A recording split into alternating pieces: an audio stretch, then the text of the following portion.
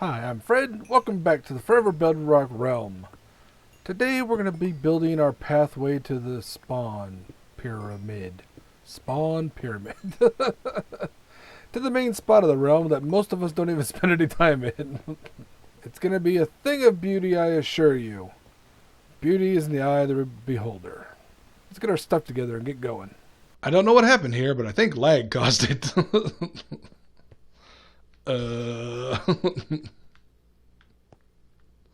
Okay, good. Oh, there it goes. All right. As you can see, I have lots and lots of colorful blocks. Okay, this one's not colorful. This is all grays. But lots and lots of colorful blocks. I don't know if you're familiar with the work of Gaudi in, I believe, Spain, but that's where the word Gaudi comes from. And we're going to kind of embrace it. During all the fun I was having, Dan invited me over to the new trading hall where he was doing a little bit of renovation. I guess it's the old trading hall. He just built this giant cavernous basement where we'll be moving all the villagers to. Because of the bug on Bedrock where villagers tend to disappear when they cross chunk borders and you unload them, he's marked out all the chunk borders in different wood. That way we don't have that problem anymore. We've already lost a few good men, folks. So far we've got this nice little grass path that leads up here. And then we hit the desert area. And I kind of start off in just some random bricks. This is going to be a very ordered path. Straight lines, 45-degree angles leading all the way to the spawn pyramid. Now the thing of it is that I don't want to just, I can just walk like I just did. I don't want to walk up these steps or these blocks. I want my path to end up here where I can just walk through and make it easy. Which means we have to raise this up quite a bit over that distance. So I've laid it out. I got a basic design planned. I'm going to leave the path like from here on just like it is, just a beaten rough path through the grass. I may change that at a later date, especially when we build our giant evil villains lair. I mean modern house here. But for now I'm just going to worry about the desert part. So I could go through here and count all the blocks and do some math to figure out the slope. But I think I'm just going to kind of throw it together and raise it up, you know, a block or two here or there. As you can see at the bottom, it's going to be the gray stones. I'll probably put those in last though. Typically you want to build the base, but sometimes you just want to get the design out of the way and then kind of build into it. Someone has been here. Whoops. And based on the fact that it was a full stack of netherrack, I'm guessing it is Floofy. Oh, come on, Internet. Work better. As I referenced before, Anthony Gaudi y Cornet was a Catalan artist from the turn of the century, not this past one, the one before, who's most famous for his very colorful buildings throughout Barcelona and the surrounding areas.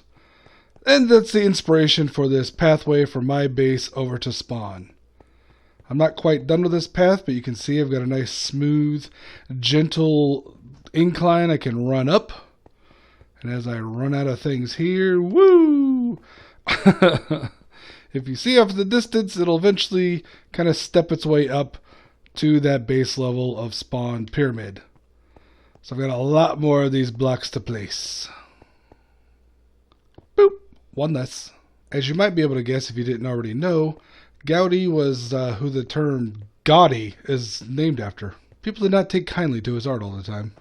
There are golems littering the nether hub because we've been working on the trading hall, getting expanded.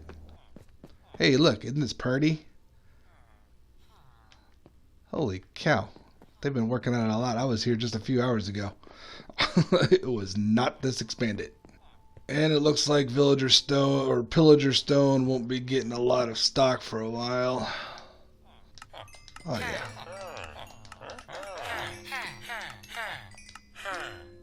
Mob Farm is paying off. Of course, the best thing about the iron golems being in another hub is that they can help us with all those baddies that spawn in there. For some reason, the tunnel to I Am Fluffy's place always has hoglins in it. They even attacked me when I was working on my tunnel. Kay saw this road and decided that it was going to be called Jeb Road. I guess it's as good a time as any for her to learn about Gaudi. This road is not and has never been associated with Jeb. Rainbow sheep.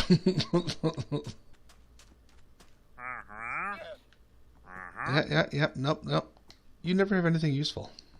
Distractions aside, I think I found a design I like for the rest of this bridge, pathway, whatever. Markedly different from what I started with. But you know, I got to embrace the Gaudi. It's not just these garish colors, but there's also a lot of natural things going on to it. And what's more natural than prismarine and this blue netherwood? Okay, so none of this is natural, but you know, it kind of looks, I mean, with the thing, and it just works out, alright? And I kept trying to put item frames on here with different things in it, but it just made like a weird one-eyed monster, so flexing its arms with its big horns. So I think we're going to leave those plain. So now all I have to do is this entire design all the way to spawn. So I've got each of these iron blocks lined up in the middle between the glowstone. I don't know how that's going to work here since the glowstone are only 4 apart, but you know, I don't know how this entire design is going to work at all in the angles. You know what, before I go trying to build this on the straightaway, which is just way over there, I should figure out how I'm going to handle the angles too. So after watching Dan and Kay's latest video, I wanted to come way out here to Fluffy's base to see it for myself. And it is awesome. It is also highly dangerous to get here. I used up almost a half a stack of arrows. I got 23 cooked pork chops and almost died the first time I ran into the hoglins. But he's got a nice little fishing dock here. Got a farm. Whoa! And this great, like, jungle Ewok village. I think that tree is custom. I don't remember, like I've walked around here. Oh yeah, there's another little offshoot over there. I think I had to fly over here when I first came in for the nether because it was dark and I had to sleep. But it's pretty cool. Now we're going to go find where Glitchless lives. I'd been there once, but I don't remember where it is. I kind of want to see what he's been doing too. Alright, well, you see I'm really far, far away. Let me go back to the nether and hopefully survive. Okay, I found Glitchless's base by looking at a picture he posted on Discord. I know I'd been out here before.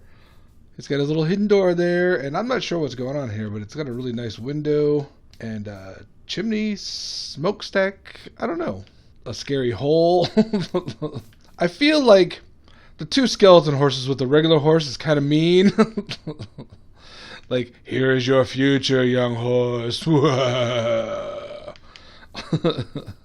And he's got something over here that I have yet to make in the months I've been on the realm. Something highly useful. That would be cow and sheep farms, you know, for food and whatnot. Mostly I've just been killing cows as I see them. Or right now I'm on potatoes from all the XP farms.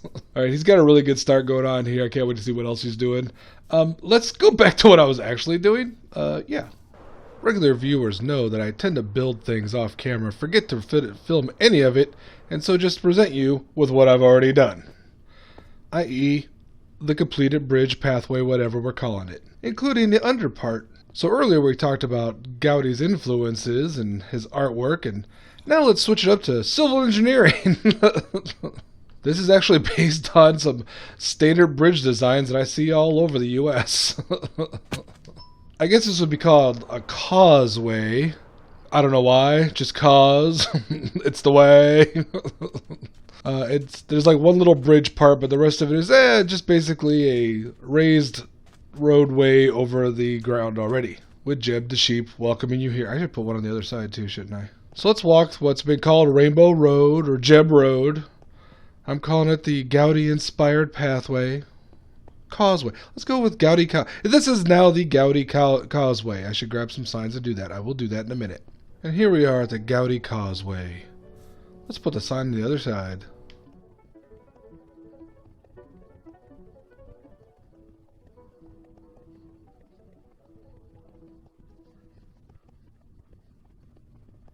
So in the title of the video, I ask, what can Minecraft teach you about art? So specifically, yes, we're talking about Gaudi here, but in general, we see a lot of things that are common to art in Minecraft builds. We see color palettes, that's discussed a lot by builders, the randomness that happens, the fact that sometimes you start one way and you end up with something you didn't expect at the end. And I think one of the reasons that Minecraft is so popular is because the customization allows us the creativity that we also feel when we're doing art. And some of us don't feel like we can do art, but we'll still play games like this. And so we really are. This is harsh on my eyes, but it's a very good reference And I really kind of like how it turned out. I think it really kind of encapsulated the Gaudi movement, and it certainly holds up to the namesake of Gaudi. Now, in my last video, I referenced this building very briefly, but you can see I've got some fairly, typical architecture going on. This is kind of museum / bank inspired, but it works well with the Minecraft builds. And I've used the color palette's a little odd with the magenta and the orange of the acacia wood. And really they work out well just because those colors both have red in common. It's not a color combination you normally see, although it was kind of popular, I don't know, almost 20 years ago in children's clothing. Sleeping in the top bunk. I should not have slept in the top bunk. How do I get down?